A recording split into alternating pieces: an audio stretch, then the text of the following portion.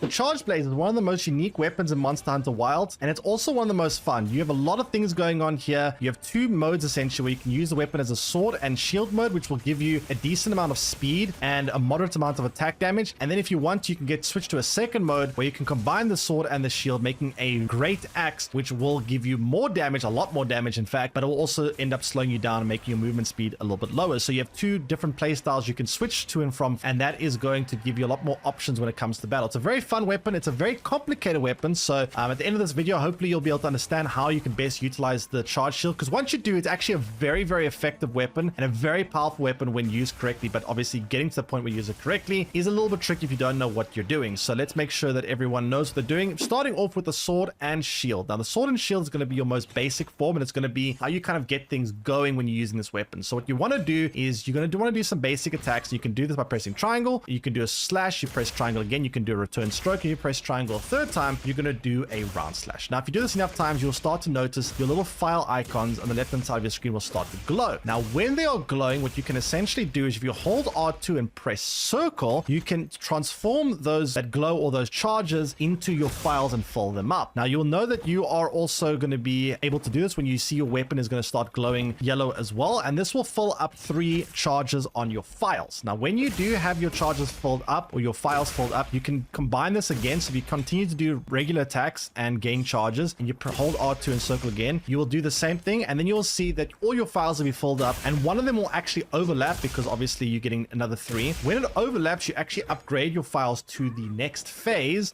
or the next tier should I say, which is going to actually offer some extra benefits, which we'll discuss later on when we talk about the axe form. But for now, all you need to know is that is how you're going to end up gaining charges on the weapon. Now if you do these regular attacks and take it a step further and go to the red mode where you see your sword will glow red and you see the flask icons will glow red, that'll essentially just give you more charges when you end up holding R2 and circle. So instead of 3, this will give you 5. Now it's important to note, you need to be careful with this, because if you over damage or you overcharge, you'll see your file icons will start glowing like a black color, and that is going to actually give you debuffs and make things worse for you. So when you start attacking with your sword at this point, you will see your sword will start to bounce off the enemy. It'll start to kind of be deflected and it won't do much damage. So you definitely want to avoid that. So make sure that you are careful not to overcharge your weapon while you're utilizing it. So if you end up holding Alt 2 and pressing circle, you will end up doing a fade slash, which will give you a little bit of a evasion or a slide where you can kind of get away from enemy attacks, and also end up following up with a basic attack, which will give you some nice damage after that. Another thing you can do with the sword is if you end up pressing triangle, you can end up also pressing circle and triangle after that, which will do a shield thrust. And if you press triangle and shield after that again, it will take you to an animation that will actually lead you to the axe mode, but you actually might not want to do this sometimes, because what you can do is if you press R2 right in the middle of this animation, you can cancel the animation and do a regular sword attack, which will also at the same time convert any additional charges into your shield and fill up your shield charge quickly that way. It's a nice way of just basically shortcutting your shield and getting the charge into the shield, and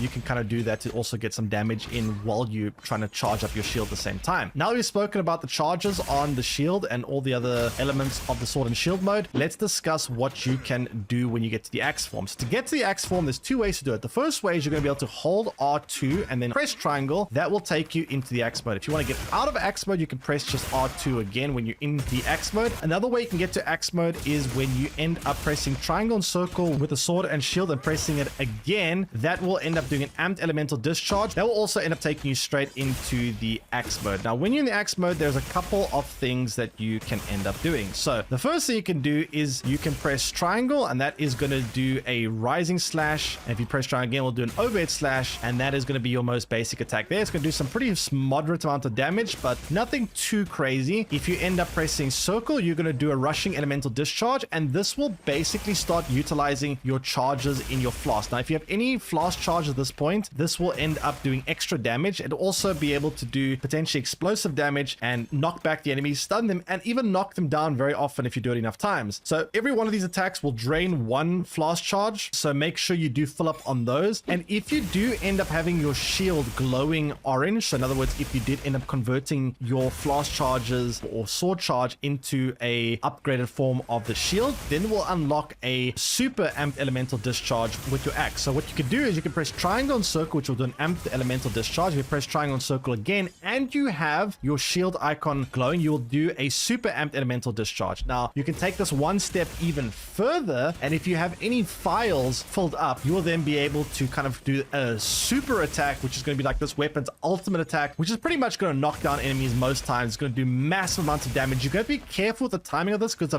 very slow attack and it's very easy for the enemy to disrupt this combo. So I would recommend making sure that when you do this combo, you're in a safe position. The enemy isn't going to attack you back. Just try not to rely on this too much because it's something that you kind of have to use sparingly. It's a very, very slow combo, very easy to disrupt, but it does massive damage. Also expels all your file charges, so you can only kind of do this once before you have to start going and regathering your file charges on top of that. So do be careful when you're trying to use that attack. Now, another thing you can note is when you do end up getting your axe fully charged, which you can actually do this by, if you see a wound, you can hold L2 and then press R1, which will then do a break wound attack, and this will actually get your axe to the next charge. Now, when your axe is charged, what you can do is if you hold R2 and press triangle, you will then be able to do kind of like a buzzsaw attack where your axe will be able to turn into a blade that is going to do some massive damage. It's one of my favorite ways to utilize this weapon, actually. You'll see this. It's a very distinct animation. You'll see your axe will start spinning and you'll basically kind of impale your enemy with the axe spinning inside of them, which is going to do just, it's so satisfying to do. I love this attack so much. It's going to do big damage. You can only do this attack again when your axe is charged, and you only going to be able to get your axe charged in two ways. One is, like I said, you're going to have to break a wound by holding L2 and R1. The second way to do so is actually by utilizing a perfect block. So how you can utilize a perfect block is you can potentially end up pressing R2 or holding R2, which will block, but you want to do this just before an enemy attack lands. And if you do that, you will get a little like quick time event where you can press triangle, and that will do an attack that will lead to your axe being fully charged. Now, you can also fully charge your sword, and you can do this by, it's going to require you to have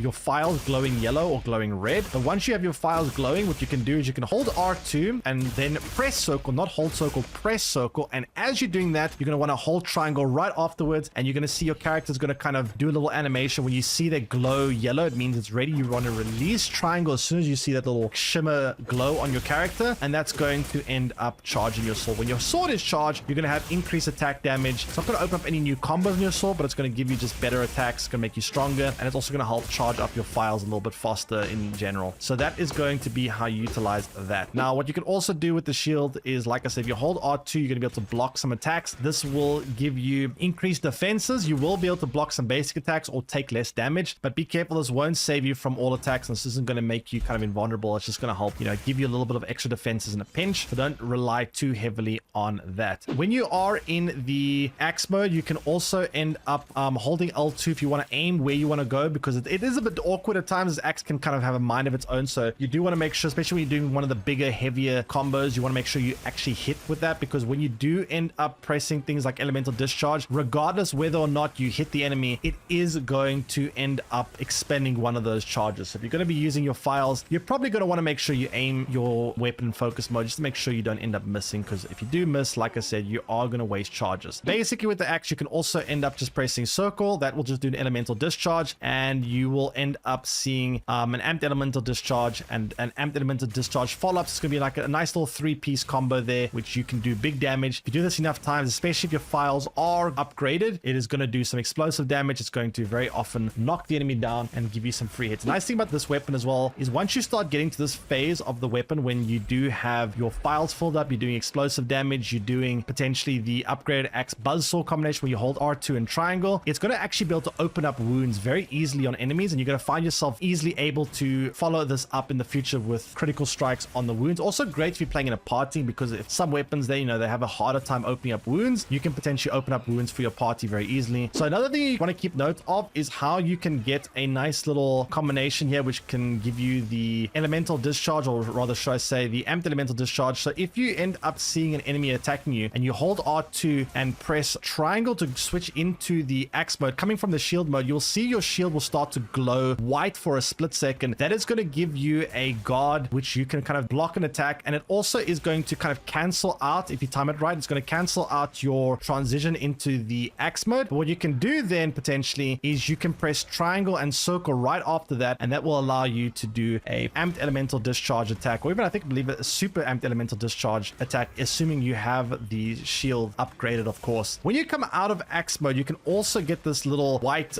guard by pressing R2, and then you'll see when you come out of the the axe mode, you'll see a quick shimmer of white on your shield, which will give you the guard as well. That's basically going to be how the weapon works. It is going to be, like I said, one of my most fun weapons. I really enjoyed using this weapon quite a lot. It has massive damage in the later stages of a fight. You do need to take some time to build up to get to those stages in the early game, which can be a little bit awkward, but once you get this weapon going, it is absolutely insane and definitely one of my favorite weapons. A little bit complicated, but hopefully by the end of this video, you now know how to do most of the basic combinations of this weapon and how it all works. I hope you guys enjoyed the video. If you did, don't forget to like and subscribe, and let me know in the comment section below. What are your favorite weapons to use in Monster Hunter Wilds right now? What weapon would you like to see me cover next? And I'll see you guys again next time. Take care, everyone, and bye-bye.